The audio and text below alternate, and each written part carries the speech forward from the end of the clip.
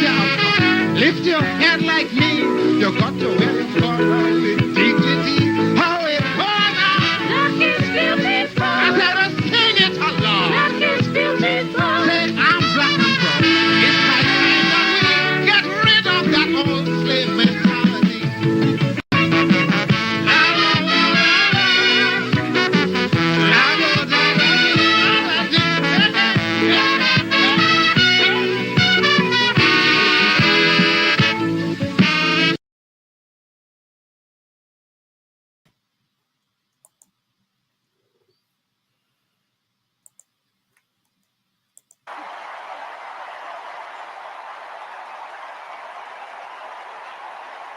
Look, it's his same old con. His same old con. Doubling down on ugly, misogynistic, racist lies as a substitute for real ideas and solutions that will actually make people's lives better. Look, because cutting our health care, taking away our freedom to control our bodies, the freedom to become a mother through IVF like I did, those things are not going to improve the health outcomes of our wives, mothers, and daughters. Shutting down the Department of Education, banning our books, none of that will prepare our kids for the future. Demonizing our children for being who they are and loving who they love. Look, that doesn't make anybody's life better.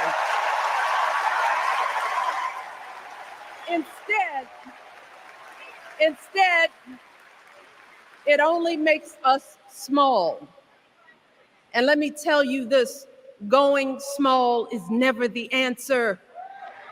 Going small is the opposite of what we teach our kids. Going small is petty, it's unhealthy, and quite frankly, it's unpresidential.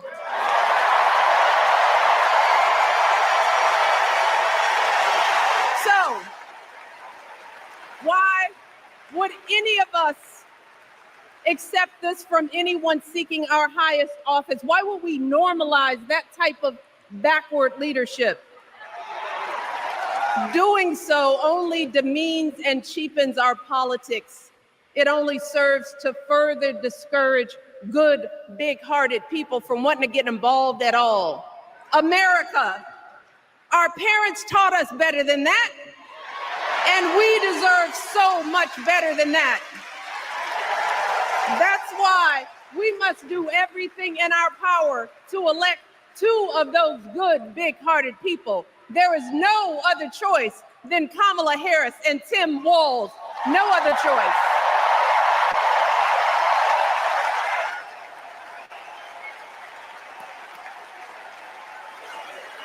But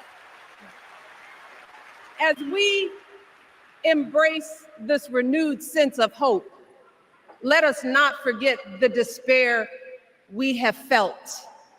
Let us not forget what we are up against. Yes, Kamala and Tim are doing great now. We're loving it. They're packing arenas across the country. Folks are energized. We are feeling good. But remember, there are still so many people who are desperate for a different outcome, who are ready to question and criticize every move Kamala makes, who are eager to spread those lies, who don't want to vote for a woman, who will continue to prioritize building their wealth over ensuring that everyone has enough. So no matter how good we feel tonight or tomorrow or the next day, this is going to be an uphill battle. So folks, we cannot be our own worst enemies. No. See, because the minute something goes wrong, the minute a lie takes hold, folks, we cannot start wringing our hands. We cannot get a Goldilocks complex about whether everything is just right. And we cannot indulge our anxieties about whether this country will elect someone like Kamala instead of doing everything we can to get someone like Kamala elected.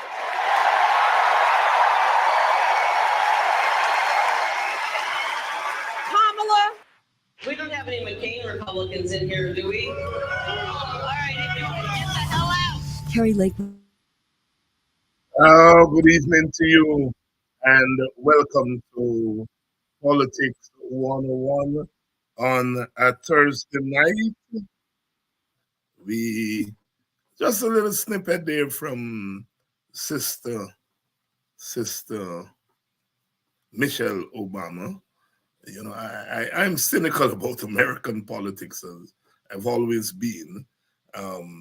That's a little bit shocking because I am a political scientist. I teach politics. But I tend to be cynical about American politics. But last night, that sister brought me to tears. And you know, when we Black people, when we shed tears, you know what it means. It's not that we're crying. It's not that we are complaining. It goes deep. It goes deep. God bless that sister. Obama, Barack, he was good, but she went deep,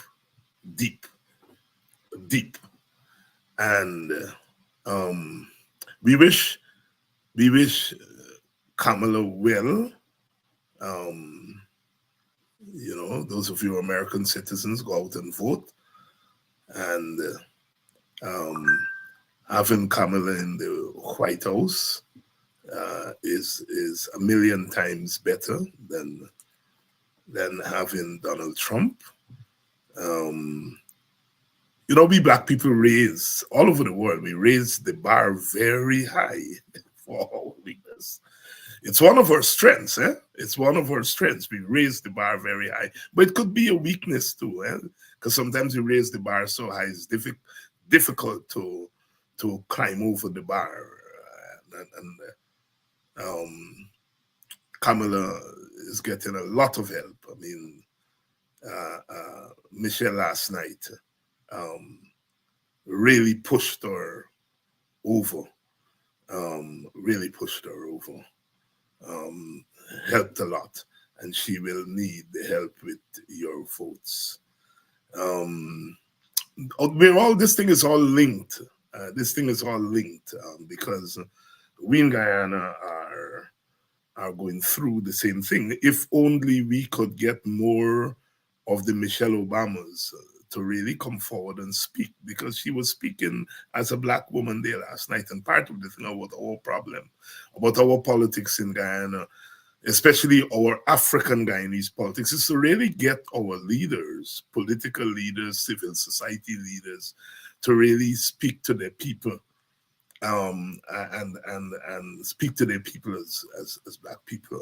And you know, we're doing a little bit better, because some of us, like our guest tonight, Eric Phillips, and myself and others, have decided that, you know, we're not doing it.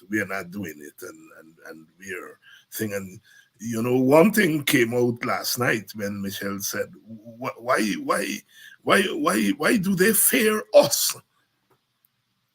Why the Donald Trumps of this world fear us? And she, you know, two educated, hardworking people, referring to herself and her husband, who happen to be Black, you know, and it is that kind of rhetoric that we don't get from the successful Black people in Guyana. You know, they hide.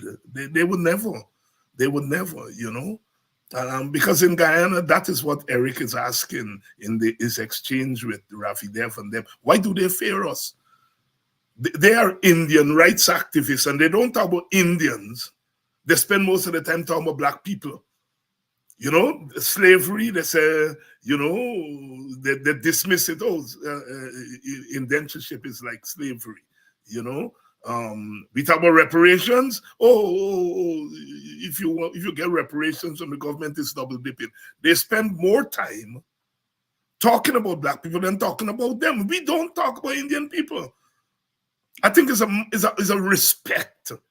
You don't find a Eric Phillips, David Hines, Vincent Alexander talking about Indian people in negative ways. We don't have to. We have our own issues. But all our issues, the so-called Indian rights activists spend more time talking about. Well, and we have to ask, why do they fear us? Because it has to be fear that drive them to, at every twist and turn. And so we have our issues in Guyana, and we are calling on the Michelle Obamas in Guyana to really let your voice. So many people ring me today and call me and text me, did you listen to Michelle last night? And I said, yes, I did. And I said to them, when are we in Guyana going to stand up like Michelle Obama and speak truth to power? When are we going to do that? I continue to applaud those of you who come on to this program and other programs every evening and let your voices be heard. I continue to applaud you because you are doing human service to your group, your community, your country. Because if we can get it right as African Guyanese, the entire Guyana, every time we got it right, Guyana benefit. We got it right when we break down the gates of slavery. And that ensured that our sisters and brothers who came in did not come in chains. When we got it right, the rest of the country always get it right.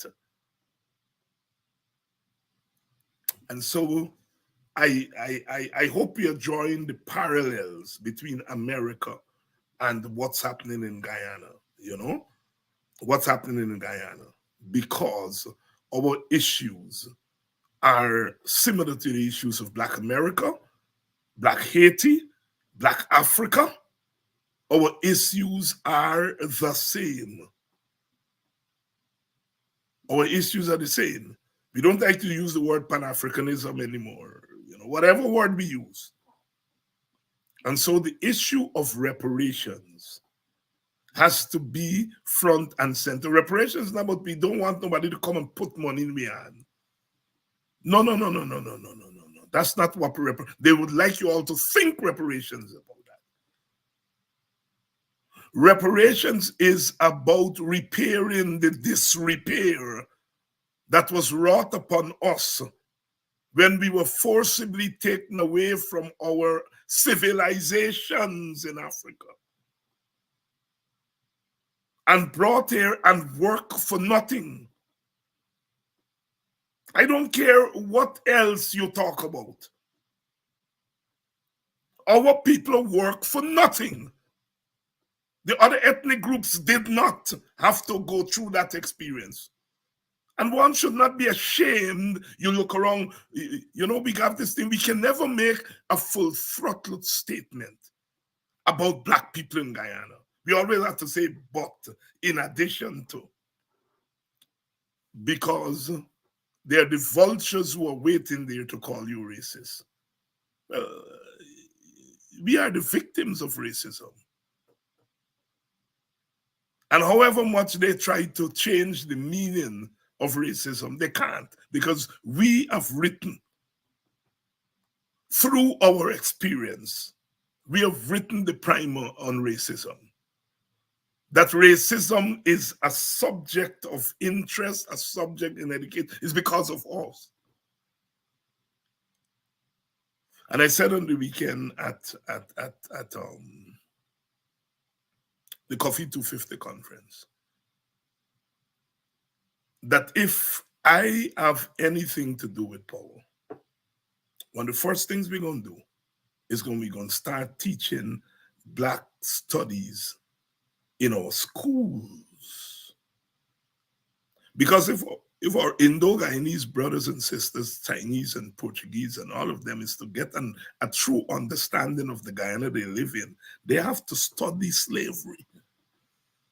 Because it's slavery that made them come here. Because after we beat slavery, reparations were given to things, and they are the objects, the subjects of the notion of white reparations. And so they have to understand slavery. And that's why it has to be on the curriculum. Walter Rodney already has a little booklet called Kofi Badu Out of Africa. And all those in the PPP who talk how they love Walter Rodney, they still ain't got that book on the curriculum. And it's a major shame that at the University of Guyana, there's not a Black Studies unit or department. A major shame. At Mona in Jamaica, they've gone further. They have a center for Black thought. Here in Guyana, we don't. We fudge it around ethnic studies and all those. Ethnic studies, not race studies. I teach in a Black Studies department. I know what a Black Studies department is. I helped to build a Black Study department. And it's a major shame that in a country of the 1763 and the 1823 revolutions, that you don't have a Black Studies department. We have a history department, and you can study Black history in a history department, but Black history in a history department is coming at Black history from a Eurocentric perspective. What Black Studies does is that it comes at the Black experience through the lens. You see, a history department and the English department, those are general departments. They don't use the Black lens. They use a general lens. Black Studies, you use the Black lens to tell the Black story through the Black experience. And we're gonna get a Black Studies department at UG. So that we can study slavery, we can study 1763, we can study 1823, we can study the village movement, we can study reparations through the Black lens. That is what Black Studies is about. Good evening to you all and welcome. Brother Eric is ready and let's roll. We're going to be talking tonight. We're in school tonight because we want you all to understand Walter Rodney's groundings with my brothers when they told him that he couldn't teach African history at the University of the West Indies. He went onto the streets and taught it there. And that was 1968 when they banned him in Jamaica. 56 years later, we still not teaching Black Studies at the University of Guyana, his own country. We're not teaching African studies in his own country. And so what we are doing here is that we are doing Walter Rodney kind of groundings. We are coming in the public space like this and teach Black history. Brother Eric, good evening. Good evening, Chief Uhuru. How are you? I am doing quite fine, my brother Chief. And it's always a pleasure to have you on. You have been ringing this bell relentlessly for a long time, and you continue to do so. And as Michelle Obama said, they come after you because they fear you. I think it's what Bertolt Brecht who asked, why do they fear the open word? And in this case, we're asking, why do they fear black men and women who are prepared to come into the public space and to say we are because we were, we will be. They fear us and they come after us. They're Indian rights activists, but they're not interested with Indian rights. They are interested in derailing black Yeah, rights, denying our rights. Yeah. denying us our rights. My brother Chief, a Black Studies department at the University of Guyana, is it overdue? You know, David, there's an Amerindian Research Institute at UG. From the time I was And a boy. right, and one of the head of it used to be on the Guyana Reparations Committee because it's about indigenous genocide and African slavery. And after about 3 months, the word was we already have reparations through the Amerindian Act. So they withdrew. It used to be the head of the Amerindian Research Institute at UG and the head of the APA, Jean LaRose. And now Kisoon and all of them are saying that Amerindians don't have reparations when the Amerindian Act of 2006 is a reparatory justice act. But I also wanted to touch, before we get into other things, about the attacks. You're right. They're afraid of truth. They want their people to believe that Guyana started when they came here.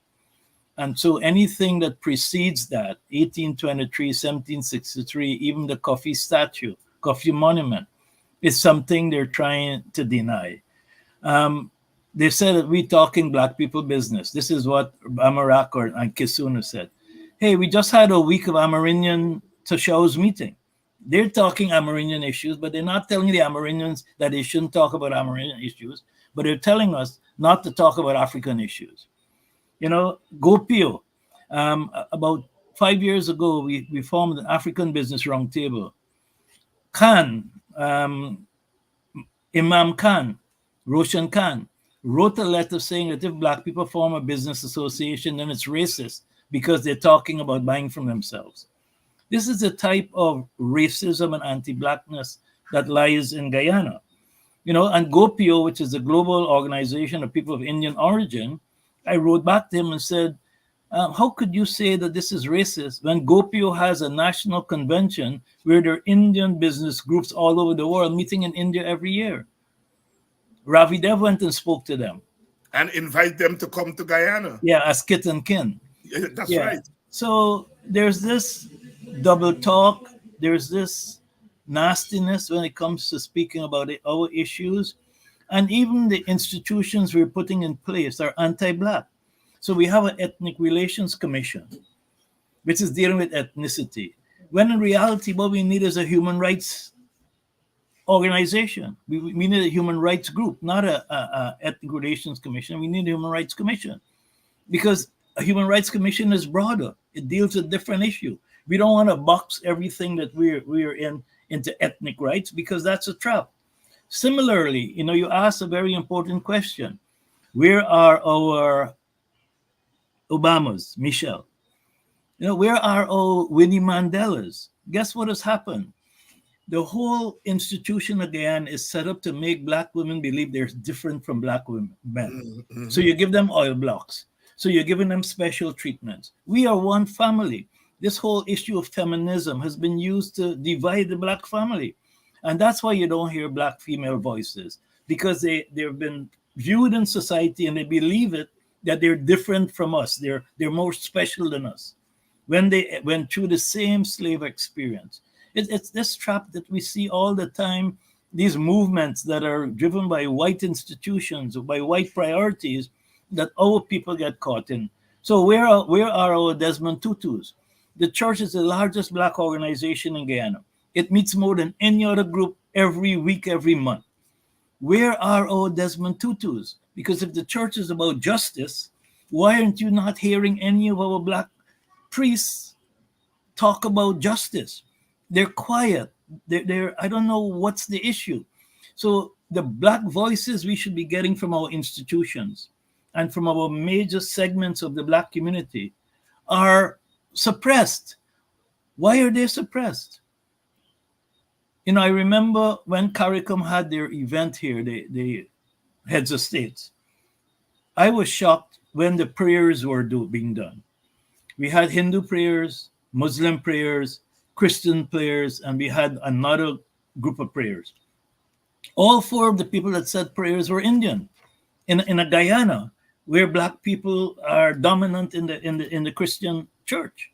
These are the types of imagery that we don't understand, that is purposeful, because it had to be a purposeful decision to invite an Indian priest to do Christian prayers when you have an Indian Muslim and an Indian Hindu doing prayers. This symbolism, tells us that we are worthless. It is sad. And it's not necessary. We don't speak about Indian issues because we're not qualified to. So why spend your time coming into our issues? Because I know a lot of Indians call me and said they listen to the program and they're writing letters about it. They're listening to this program tonight because it's black business. I do not tap into your meetings because you have to deal with your issues. That's right. And then there are national issues which we could deal with collectively. But don't spend all of your intellectual time demeaning us, discrediting us, devaluing our reparations, telling us we'll never get it. Well, Obama was never going to be president either. That's right. And don't come and bring indentureship into reparations so you could dilute our reparations movement, because indentureship is not a crime. And reparations, according to the international legal system, is a crime. So how could indentureship and African slavery, indigenous genocide be put together? How can you go to a court, a criminal court, ICJ, right, and have a case that is a combination of a crime against humanity and a labor contract? These are all strategies to slow us down. They're like Trojan horses. I'm just speaking the truth because we have to speak the truth. Stay out of our business. We don't go into your business. But you have this audacity to come and tell us who our leaders are. Kisun actually said to me, who gave me permission to speak on behalf of black people? Yeah. Who elected me a leader?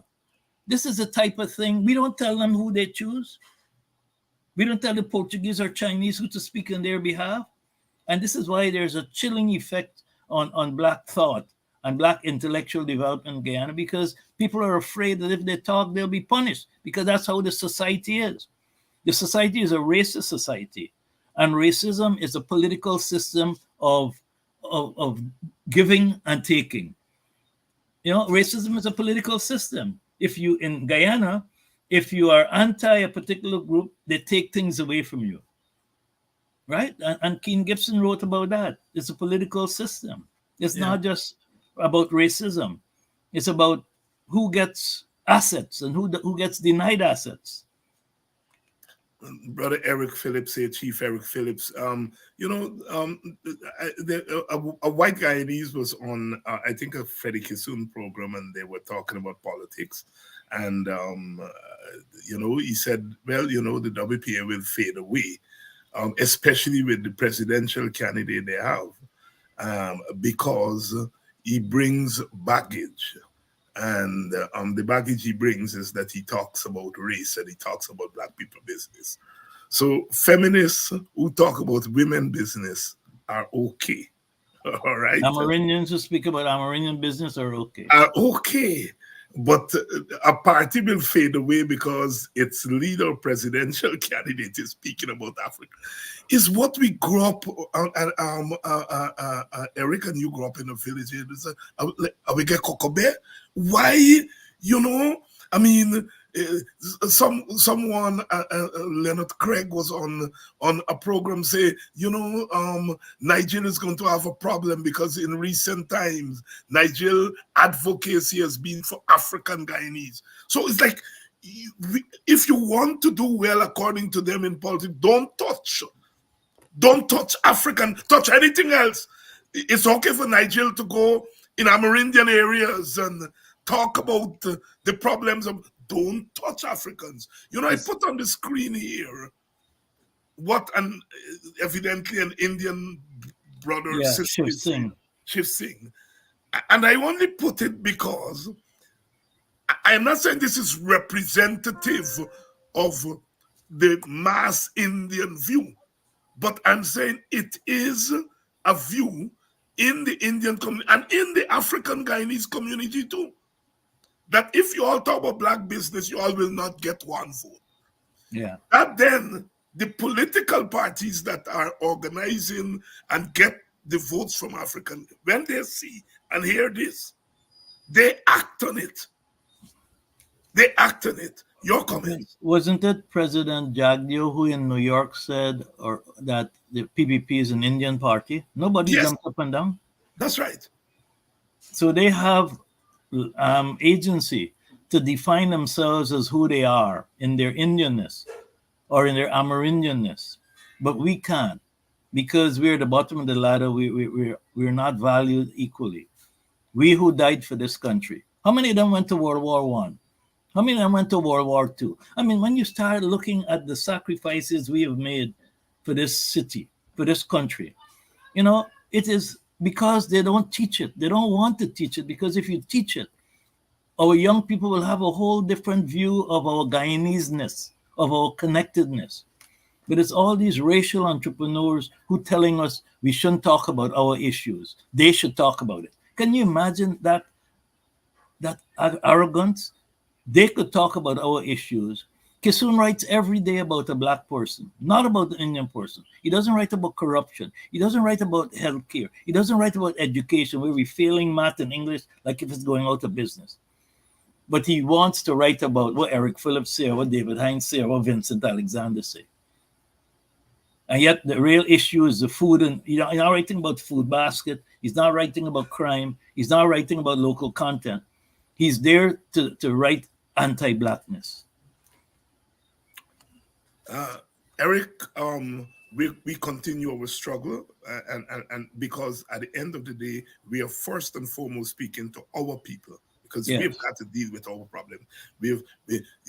I said to the person who drew my attention to what that guy said about my baggage, I may represent baggage to him, but to African Guyanese, especially the African Guyanese poor, we not baggage to them.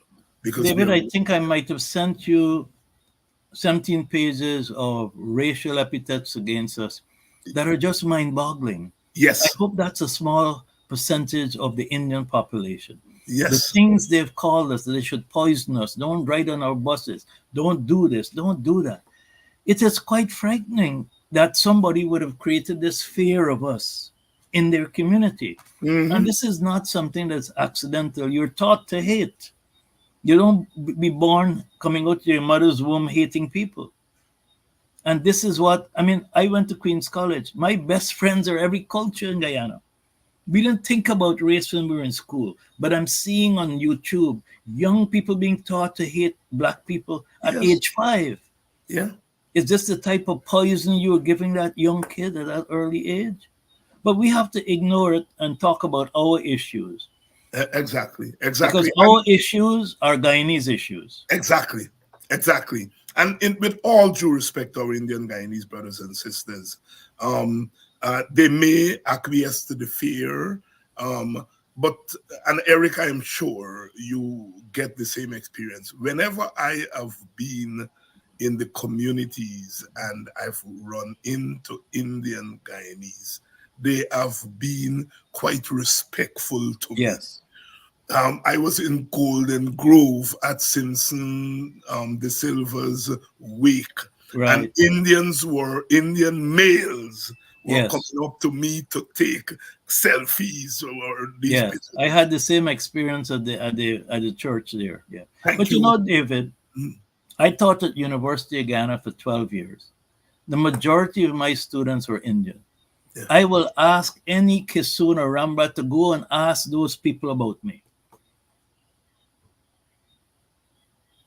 They're Yes. trying to position me as some racist. Go ask those students. They write me letters. They come to me for recommendations. Because I treat everybody equally. We're all human beings. We all have the same rights. Political parties should not define rights for people. And that's what's happening. The Constitution defines rights, and if it's not the proper Constitution for inclusiveness, we need to speak about it. this constitution that we have is the heart and soul of Guyana's problem. Yeah. Yeah. I mean, I remember years ago when I was talking to who it was, Ramjatan, when I wrote that bad political systems create bad leaders. He said no. If you got a winner take all constitution, it will create winner take all leaders. It won't create leaders that are deal with inclusion or are visionary. If you have a shared governance constitution, the leaders who evolve out of that will be leaders that are inclusive. It's common sense. You say, but people are good or bad. Systems determine your behavior. Systems create cultures. And that's what we don't understand. We don't have any visionary leaders. Because the real test of a visionary leader in Guyana is somebody who will say, we need to change the constitution from winner take all. That is the fundamental test for a visionary leader in Guyana. Because if they were to understand the geopolitics we're operating in, they will understand that that's the best system for all Guyanese. Brother Eric Phillips, Chief Eric Phillips here tonight, and we are discussing race relations in Guyana. We want to pay attention. One of the things, Eric, that those fellas over there are taking you up on is that they are trying to redefine the meaning of reparations. Yes. That's a low blow. They're trying to redefine the meaning of reparations to isolate African Guyanese out of the scent of reparations. Yes. And to make reparations this wishy-washy thing. Yes. Now that there's progress. Now that there's progress. Now that there's progress. All the time David, if people understood indentureship in the Caribbean, who is this famous Guyanese Barbadian singer who is making billions of dollars? She lives in England now. Right? Barbados has embraced us. We haven't. Right? Her father was an Irish indentured servant named the Fenties. Mm-hmm. Right? Mm-hmm. So if you're going to include indentureship, you have to go back all to that. And then you see that it's a whole different situation. But they're trying to devalue reparations. They're trying to confuse it. But you made a statement, and I wanted to reiterate it because this is the heart of it. And this was by Professor Chinwezu in 1993. He said reparation is not just about money. It is not even mostly about money, he argues. In fact, money is not even 1% of what reparation is about. Reparation is mostly about making repairs, self-made repairs on ourselves, mental repairs, psychological repairs, cultural repairs, organizational repairs, social repairs, institutional repairs, technological repairs, economic repairs, political repairs, educational repairs, repairs of every type that we need in order to create a new sustainable society. More important than any money to be received, more fundamental than any lands to be recovered, is the opportunity the reparations campaign offers us for rehabilitation of Black people or people of African descent. Opportunities for the rehabilitation of our minds, our material condition, our collective reputation, our cultures, our memories, our self-respect, our religions, our political traditions, and our family institutions. But first and foremost, for the rehabilitation of our minds. That's what he said. It's not about money.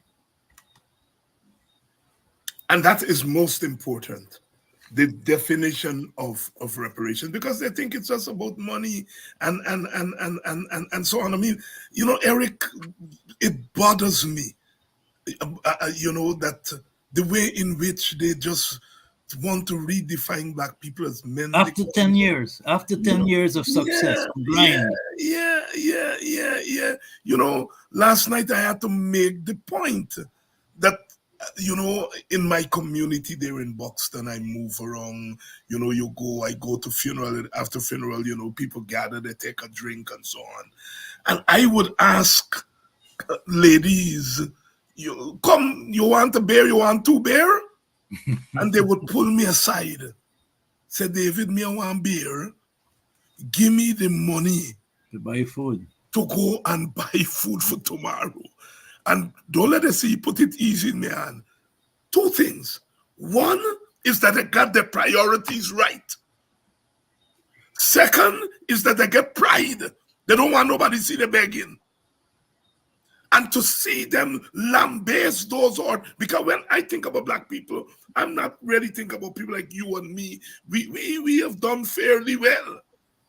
It's the average sister and brother out there that I think about. And those people have dignity. And for people And to think, it's in all races. The dignity of, the values, the core values are the same. It's the political system that now imposes the yes, hate, the winner take all, the disrespect. I mean, presidents should not be speaking in particular ways to people. Politicians in general shouldn't be speaking down to people. You are our servants. We're not your servants. But in a winner take all, it's turned upside down. We don't create leaders in a winner take all system. We create bosses, because leaders create other leaders. Bosses create followers. And that's what winner take all does. Because we have a constitution where one person decides who becomes ministers. It's not a constitutional where you can go to your constituency and vote for this person to be in the parliament. It's a boss situation. It's like organized crime. yes. And Rafi Devon they like to talk about Indian people not falling for instant gratification, and that African people are into instant gratification. So African people must have party. They mustn't drink a beer. I go in Indian communities. They drink beer just like black people. But David, here is the biggest irony. For over 200 years, we got no money. We were waiting to be paid. Is that instant gratification? 200 years, we didn't get a penny. It is so sad, but it's how they create the narrative, and they fool their own people. I grew up in Maikoni. I grew up in Wikina, my family. Everybody lives the same simple life. My father was a chemist and druggist. My grandmother delivered everybody from Mahaika to Maikoni and the creek. When there was a tough pregnancy, they would come and stay in Dundee, Maikoni. We grew up as the same people. Mm-hmm. We fetch water together. We plant things together. We fly kite together. And then this political system, this need to be superior, which is what a winner-take-all system. Yes. We talk about all these intellectuals. Winner-take-all means they're winners and losers. That's incompatible with our motto of one people, one nation, which destiny, which means everybody is a winner. So there's a contradiction even in their intellect. If they can't see that winner-take-all means division, that it means losers and winners, and you have a loser with 49% of the vote. Yeah. That's crazy. Where you're totally excluded from even changing one dot in a budget. How can that be one Guyana? One Guyana is about inclusion. You can't have a one Guyana with a winner-take-all constitution. It's incompatible. That's common sense. Eric, Dev has been talking about this, what he calls this one Guyanese narrative. He liked the term narrative. Yeah, narrative. This one Guyanese narrative. And we must strive for one Guyanese narrative. When you listen to his narrative, which is an Indian supremacist narrative, yes, that is the narrative he wants to impose on us. All right? He says, well, we don't only talk about Indians, we talk about Africans. Yes, you talk good about Indians and you talk bad about Africans. And you want to make that the national narrative. Eric Phillips, should we accept that? We will never. And he knows that. That's in our DNA. We fought 1763. We fought 1823. Damon fought in 1838. That was the first non-violent. He raised a flag in protest. Way before Mahatma Gandhi, way before Martin Luther King learned that from Mahatma Gandhi. Damon in 1838. Non-violent resistance to colonialism. And if I say that, they're going to say I'm depreciating Mahatma Gandhi. I'm not. I'm just giving you a historical fact.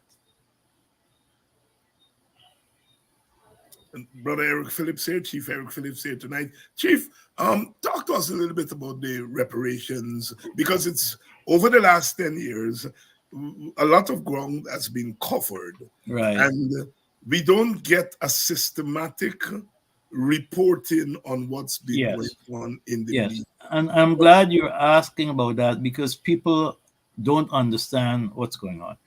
In July 2013, there was a unanimous resolution passed by the heads of states in Trinidad. Kamla was the president at the time there. And it essentially said we will pursue reparations from European nations, and that each country of CARICOM should set up a national committee, and that the heads of those national committees will form a commission to be led by Sir Hilary Beckles, and that commission will report to and be guided by a prime ministerial subcommittee on reparations, of which Barbados would be the chair.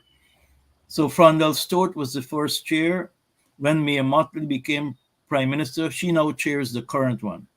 And on that prime ministerial subcommittee of reparations, it's Barbados, Guyana, Jamaica, Suriname, and St. Vincent, because Ralph Gonzalez was very important, together with Sir Hilary Beckles, in making the case for reparations. Now, they said that each national committee, the head of that committee should be appointed by the president. And then that head will then go into the African community and work to present commissioners to the president, who will then approve them. So after I was named head of the Ghana Reparations Committee, and I want to explain how that happened. In 2013, it was the 250th anniversary of the Coffee Revolution, and there was also a big anniversary on indentureship.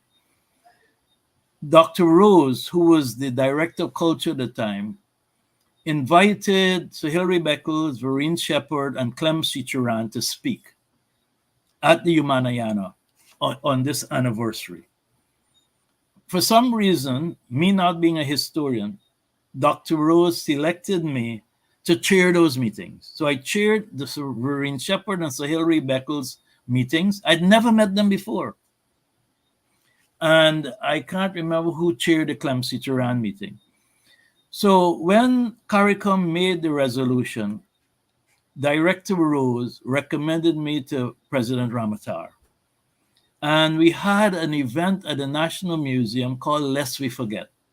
And I was there in the audience, and I was surprised when he announced that I was the head of the Ghana Reparations Committee.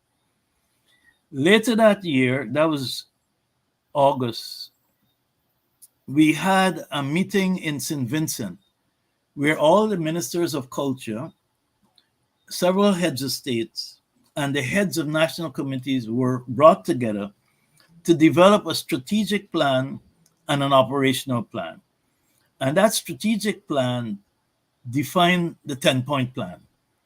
And the operational plan defined how you would do, advocate, educate people about reparations, about your history.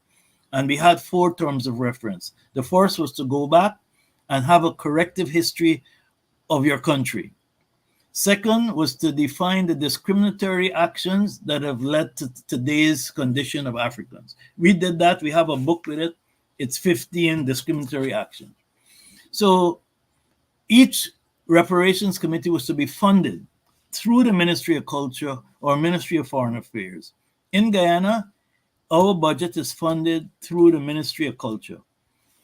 I do not get paid as the head of the Guyana Reparations Committee. I do not get paid as a vice chair of the CARICOM Reparations Committee. I do not have control of my budget. That budget is controlled by the Ministry of Culture, and every trip I make on reparations has to be cabinet approved. So I have nothing to do with the finances, even though a couple of years ago they said I was stealing the money when they didn't have any other. Now, in Guyana, we made 2 strategic decisions that are different from every other reparations committee. In all the countries of the Caribbean, only commissioners are invited to meetings. Now, we have 12 commissioners in Guyana, and they're from 7 African organizations. There are 2 youth groups. There's a land expert, and there is a person who deals with community issues. We also have a representative from Berbice, Eric Welcome, who comes down every Thursday from Berbice on his own coin to meet, because we meet every Thursday. We have a representative for Region 10, and we have a representative from Essequibo. So the 2 key strategic decisions we made, the first was we will meet every Thursday. And we've done that since 2014. Our first meeting was in January 2014. No one else does that. As a matter of fact, in 1 year, the Guyana Reparations Committee meets more than all the other groups combined. And we've been doing this for 10 years. And that's why we've done our books. We have TV programs. They don't have. We have the only reparations TV program in the world, monthly. And we have 2. We have one for our youth. We're the only country in the Caribbean and in the world that has a Youth for Reparations Committee. Because young people have to talk to young people. Mm-hmm. And the second decision we made, apart from meeting every Thursday, is that it will be open to the public. Because this is public business. The commissioners in other countries are big doctors, they're this, they're that. It's about prestige. We're about work. So every week at the Museum of African Heritage, anybody could come. Whether you're African or Indian or Chinese or Portuguese, it's an open meeting. And that sustained us. And most of our people are women, because they're the organizational vitality of the Ghana Reparations Committee. They're the ones that do functions, execute, go into the village. Because, men like to talk, but women do all the work. So we are unique in CARICOM. We are, I would boastfully say, the best reparations committee in CARICOM because of that decision to meet every week and to have an extensive program. We have Sankoka programs where we go into villages. We every major holiday, Emancipation, Holocaust, Black History Month, we have a significant program. And then, of course, the TV program, we try to make people feel good. We try to teach, etc. Now, the dilemma we have now as the Ghana Reparations Committee is that in the previous governments, starting with Minister Anthony, who was incredible, Frank Anthony, in going to St. Vincent and supporting and nurturing the early days of the Ghana Reparations Committee, he allowed us to spend our budget how we wanted. So we would do an annual budget, we'd line item it, and here are the things. Never interfered. Same thing with Antoinette Henry. Same thing with Norton. Now we have a new Minister of Culture who is unrelated, who doesn't go to reparations meeting, who knows nothing about it, but he dictates how we can spend our money. He prevented us from going into the villages in February, which we normally do, because he didn't want us to go into the village before local government. So he started now to politicize the Ghana Reparations Committee and to make us IPARA. IPARA has their own budget, they have their own checks. We don't, right? We have a CARICOM mandate. And what is more important, I've been elected vice chair of the CARICOM Reparations Commission by the other heads of committees, heads of commissions, and twice. This is my second term. And I was the one who went and nurtured Brazil and Colombia, because and then I was the one who was the patron for the National Reparations Committee in Holland. I was in Holland 3 times last year nurturing them. They're part of it. So we have the National Reparations Committees, we have the National Reparations Commission, we have a Prime Ministerial Subcommittee on Reparations. But because we needed to include civil society, we have the Caribbean Pan-African Network as an associate member. Because remember, you have to be a state.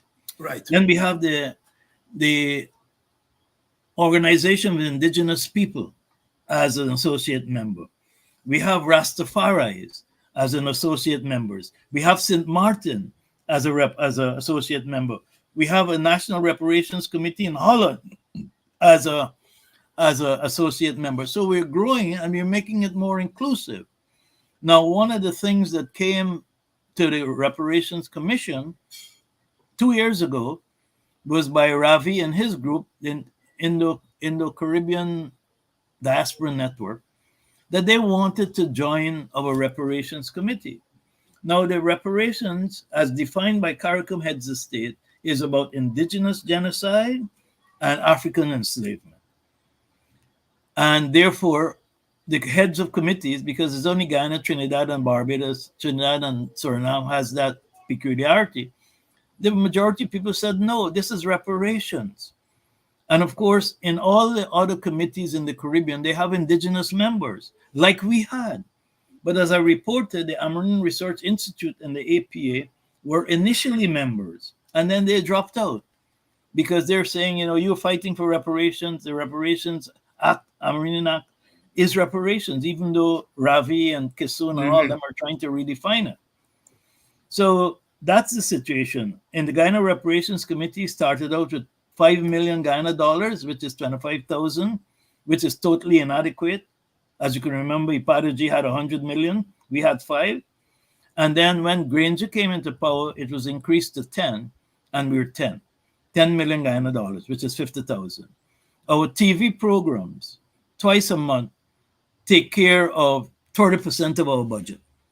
And I don't believe we should be paying for it because we are a commission of Guyana.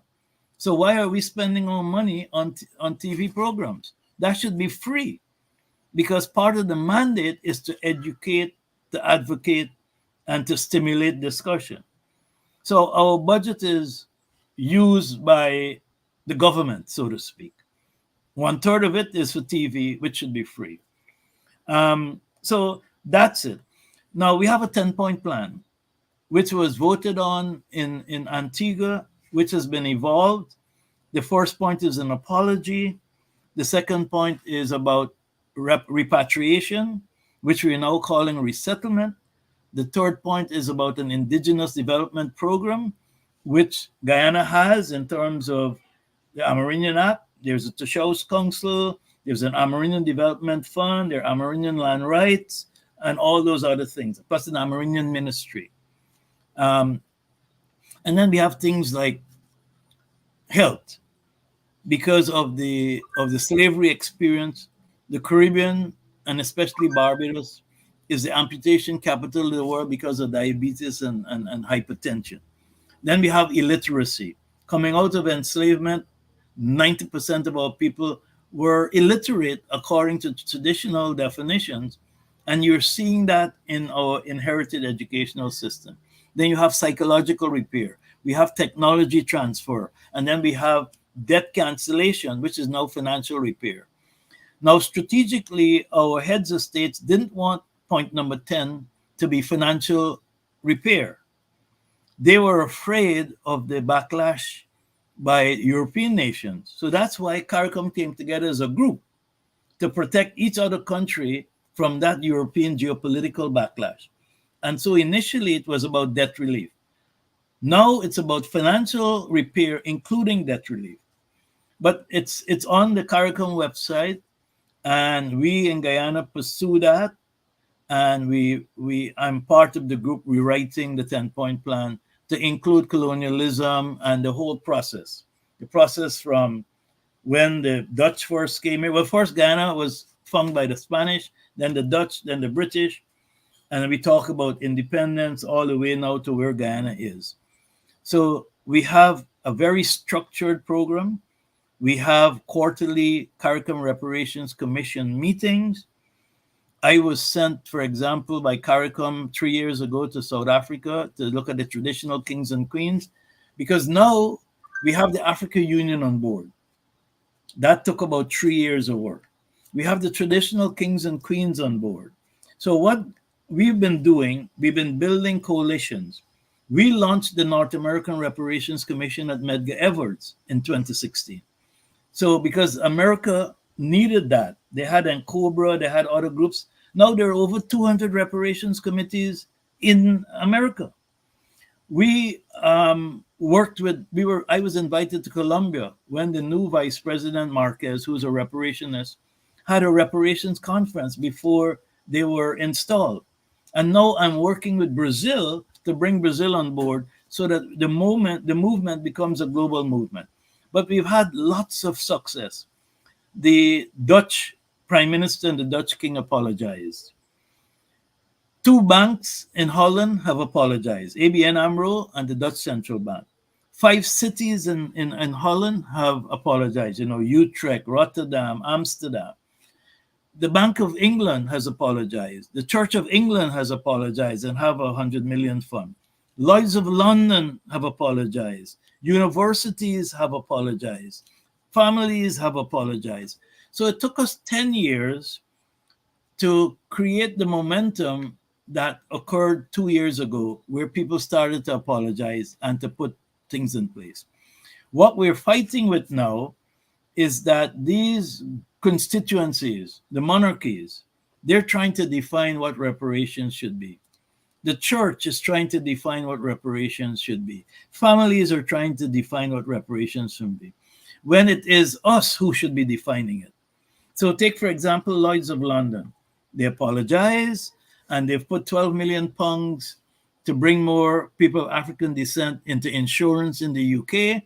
And then they have a 40 million pound rotating fund for entrepreneurship. That's not adequate. The Church of England, they've apologized. They had a research project done, and now they're talking about entrepreneurship and all sorts of things. What I've been doing, working with a group within the CARICOM Reparations Commission, is we are mapping the 10-point plan against the monarchy, against families, against institutions. For example, the church. What was the most significant harm the church did? Psychological harm. So you can repair psychological harm with entrepreneurship.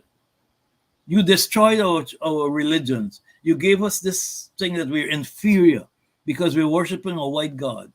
You did dramatic damage to our psychological and mental. You gave us mental slavery because you were a partner with the colonial state in enslaving us. So if you're going to do repair, yes, we want entrepreneurship and we want community development, but how do you address the most significant damage you did to us, which was psychological repair, telling us voodoo is bad, destroying our gods, our concepts of God, when we were the first people that had gods? We were the first people on earth. Are you saying that for 3 million years, we had no spirituality, we had no religions? And yours is superior because you conquered us through trickery and superior technology with guns and all of that? So it's a broad process, and we are stepwise going through it.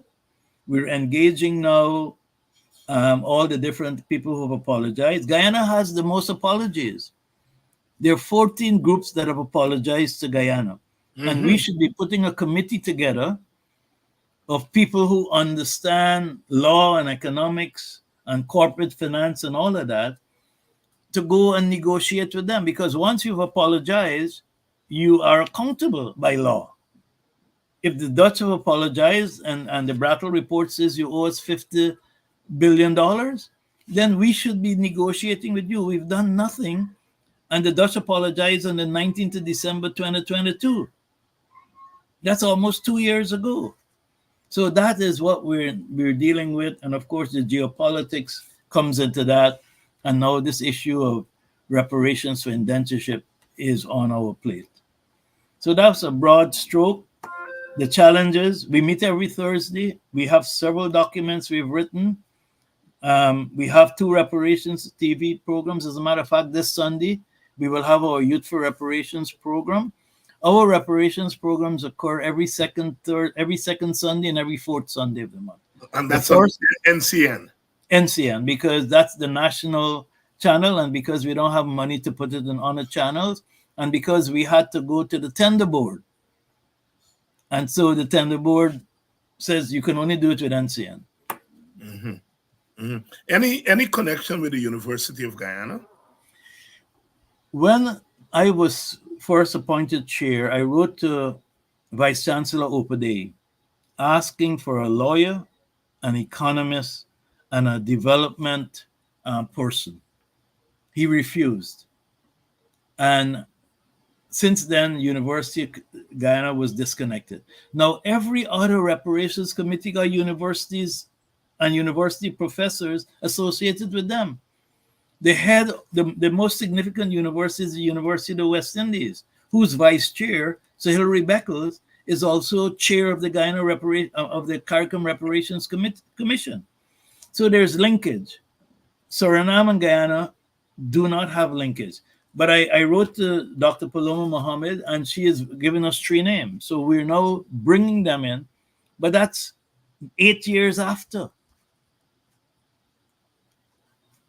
And that's a big gap. But what it did do, David, and life, the ancestors are working.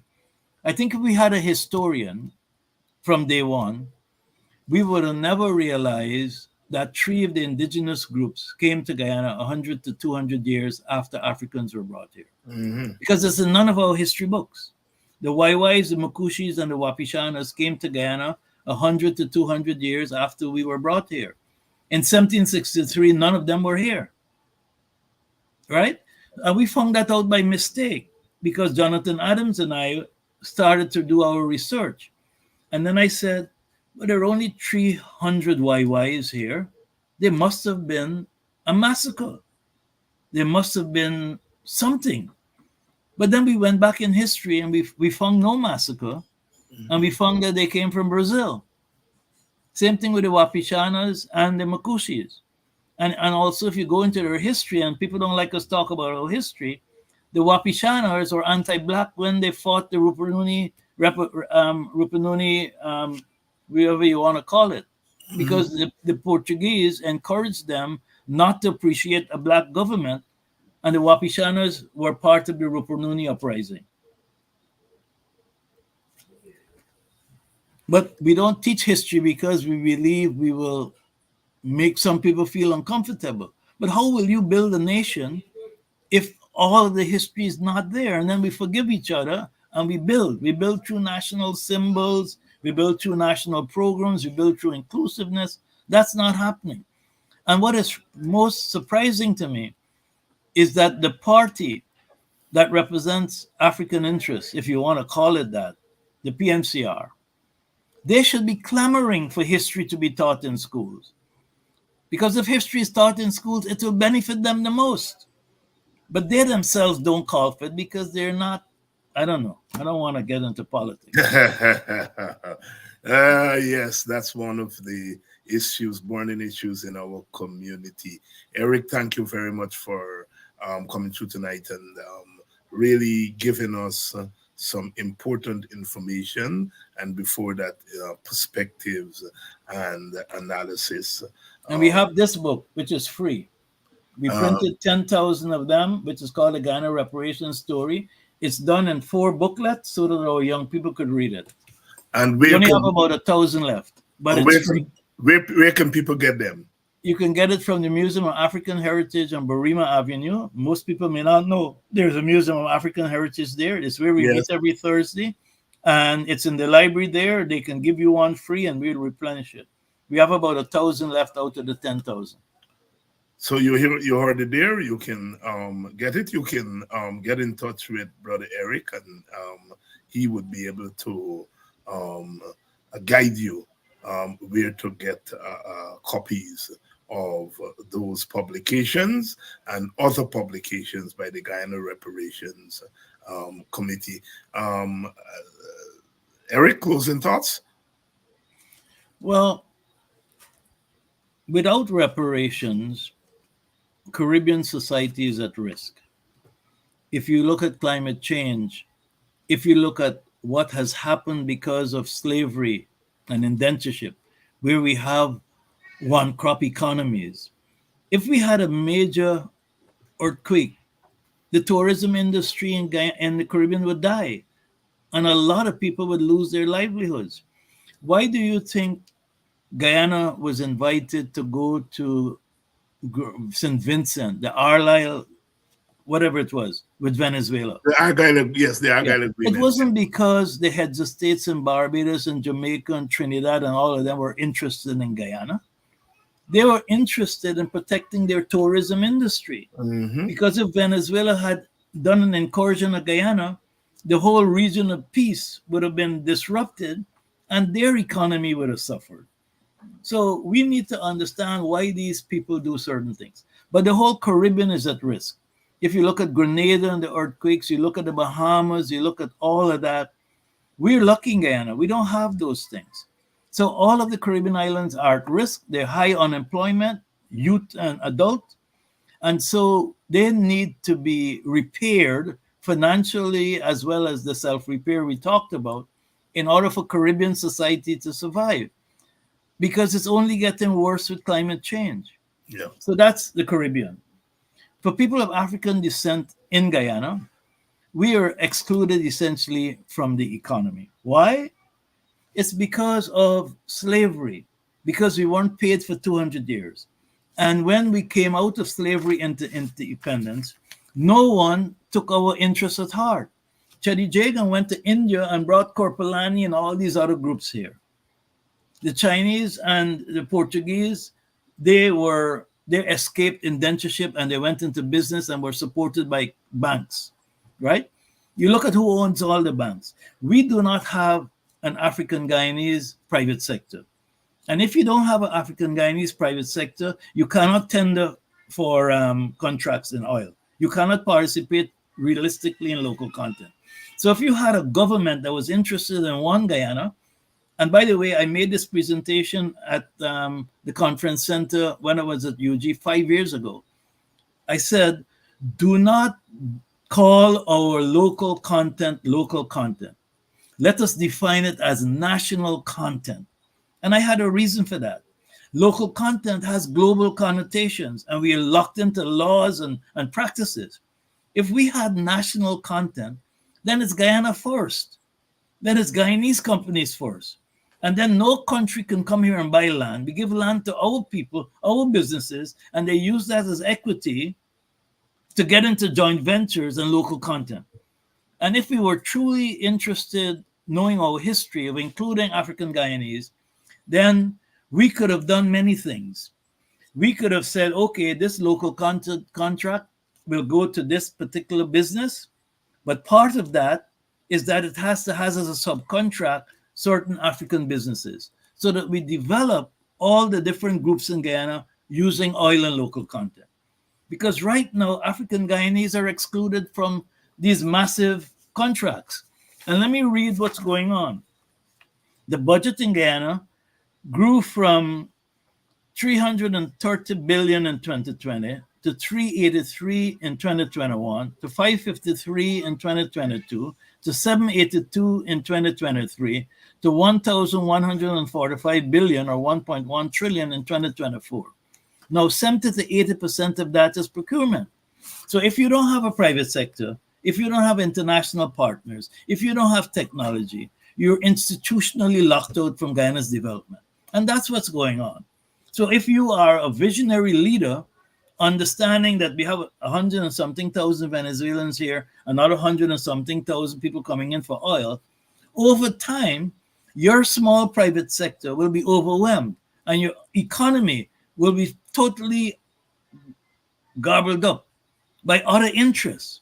So it's in your interest, if you want to have a one Guyana, if you want to have an inclusive Guyana, to do programs of a formative nature.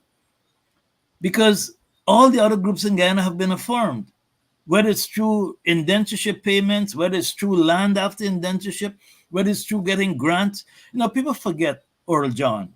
He's getting up there in age. Oral John presented a paper 5 years ago that said 11,000 house lots were given to people of Indian descent in the sugar estates with a fund to develop and build housing. And that African villages were excluded to that because they had to be part of the sugar estate. That's that's affirmative action. Yes. Yes. That's wealth creation. And if you look at the structure of the sugar estate, everything has been there. Health, education was free. So how can you compare that to our villages where we had to buy everything, where there were 12 things done against us to diminish our value, compared to an Indian village that has been informed through the sugar industry for all these years? And that's why I think the last government made a mistake. You can't go to a sector that has all these dependencies on the government and destroy it by reducing it. You had to have a transition plan. Sugar is not going to be profitable. We should be doing moringa. We should be doing all these other different things, but do it strategically and over time. But because of our politics of race, our politics of exclusion, or politics of winning and take all. And because there was no money during the Granger administration and heavy debt, certain actions were taken. But if you had all this money for oil, different decisions would be made. And I agree with Nigel Hughes. We need a group of people, our best and brightest, not the politicians, to create a national development plan for 15 years. Because we would look at things differently. For example, we 75% of our oil, we're paying 75% of the cost. Why not find a way of converting that into equity? Because we're carrying 75% of the cost as an investment. We have no shareholding, and we have no equity, and we have no dividends. Look at what we did with bauxite. We sold bauxite for $1.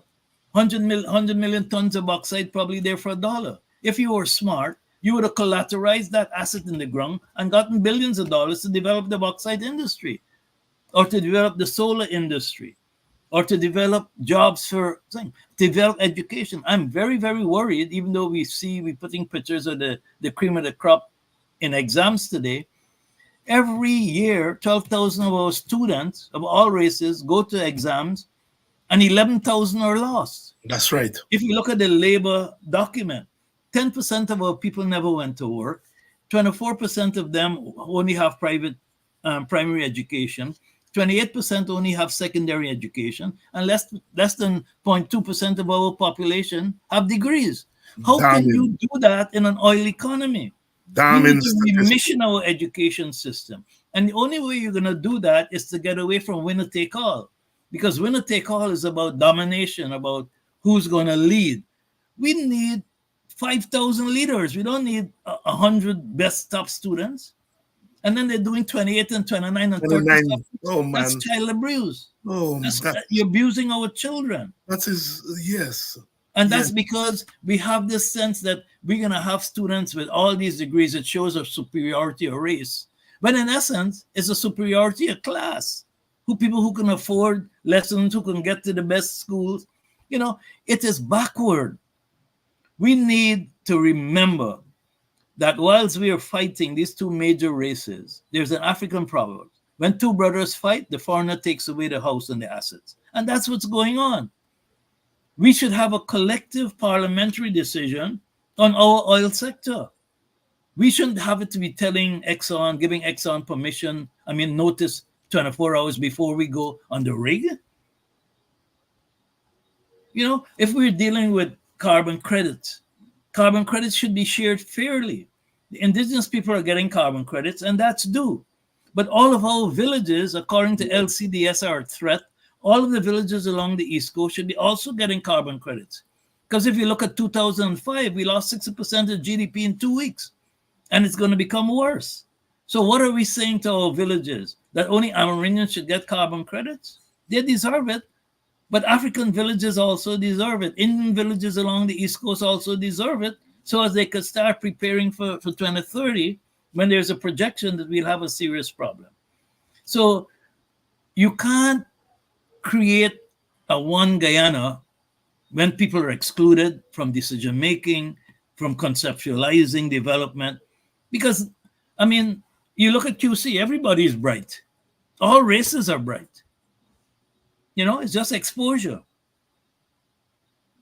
It's not that one race is brighter than the other. If you start coming to that, look at the great civilizations about Africans. So we get into this race issue, which becomes an ethnic issue, which becomes a class issue. And then you corrupt the entire society, because you're not dealing with inclusion, you're dealing with exclusion. Historic exclusion, institutional exclusion. And a lot of this is known. That's why I'm saying we have no visionary leader in Guyana. Because if you have a visionary leader, regardless of what race you are, you would change the constitution to make it inclusive, especially since we have oil. So reparations is essential for people of African descent if they're going to get any part of the wealth in Guyana. Because without reparations, people of African descent are excluded fully from the Guyanese economic arrangement, as we can see today. The GDP has grown from 6,000 to 20,000. Africans have gotten nothing because they don't have a private sector to participate in oil local contact contracts. Indians could go to India and find technology. Chinese could go to China and find technology. We don't know which part of Africa we came from. Where are we going to go? And then Africa is not one country, it's 55 countries. So we are not given the same equal opportunity as other races because slavery was a crime and indentureship wasn't. You came with your culture, you came with your historical connections. I mean, an Indian could go to the archives and find out where they came from or their ancestors. Where are we going to go? I mean, we know we're from West Africa, but where are the business relationships? Where are the cultural relationships? Identity and culture are different. We're making it the same. You know, that article by Professor George K. Dans, everybody should read. It's called Race, Ethnicity, and Identity. It's an incredible article. We don't even debate these articles. We don't have intellectual discussions. All we got is beating down on one race or the other. How are we going to grow intellectually to understand the threats that are facing us? That's why we have a bad contract with Exxon, because we didn't have the best and brightest people dealing with it. We had politicians. And that's why we wouldn't renegotiate it, because we don't have the best and brightest people saying that we could convert this debt into equity, or we could do a clawback to local content in strategic sectors, or we do a circular economy, or we will say to Exxon, we want to own 20% of the block. We'll buy it. Because if you look at the long-term revenue flows, it's better to go and get $1 billion. Suriname is going to take 1.8 billion and buy 20% of their block. Why can't we do the same thing? Yeah. And that is why we need a national petroleum company. Yeah, commission. That can bid for these blocks. Yeah. You know, it's already been de-risked because oil is there. So it changes the financial architecture. That's right. And I don't understand why all these bright people don't see common sense things. It's because they don't want to. We should have a national oil company that is going in there and bidding on those blocks. And doing partnership. Okay, and you can have the block, but we're getting a carried interest of 20%. Yeah. Or we'll pay you out of dividends, special purpose vehicles. All of this is not new stuff. No, but they want to give it to their friends and so on. But Eric, thank you. So reparations will also do something significant. It'll help to repair us mentally, physically, spiritually, academically, emotionally. And all Guyanese need to be repaired, not just people of African descent. That's right. Because the winner-take-all system has destroyed us, has destroyed the lifelong relationships we created in school when we didn't think about race. But Eric Phillips, thank you very much, Chief. Thank you, my brother. For coming through. And we shall keep in touch. And to your audience, of course, whenever Chief Eric comes here, it's a wealth of information, perspective, knowledge, things that we don't normally think about. And that's part of what this is about. It's about empowering us mentally, intellectually, because you can't fight just physically. We have to fight with our intellect, and we have to fight with information. I'll see you all tomorrow night when we come back with another edition of Politics 101. If you hear that, black is beautiful.